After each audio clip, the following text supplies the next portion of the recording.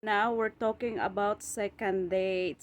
Dito tayo sa second date ni Trip. Yung second date ni Trip is si Leida na taga Colombia. She's a little shorter compared to Trip.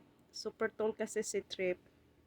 So, I feel something that there's a connection for them kasi si Leida is talagang ang gustong-gusto niya talaga is si Trip talaga nung una. Pero si Trip na ano lang siya kasi nga parang meron siyang may pagtingin sa sa kay Brazilian na si Giselle. Kaya sa parang parang okay naman na kahit sino yung i-date mo while you can choose the right one, 'di ba? So, ayon, nagdi-date sila ng second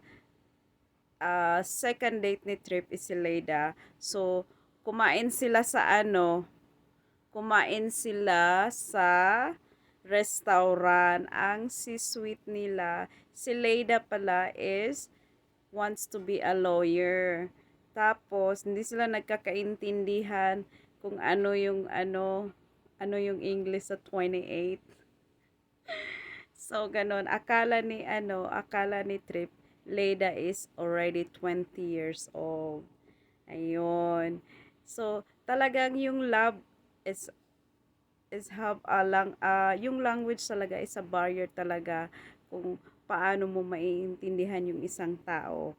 Kaya it's very important na yung language talaga kasi kahit gustong-gusto mo yung isang tao pero hindi naman kayo nagkakaintindihan, parang na din, parang it's a struggle na din, 'di ba?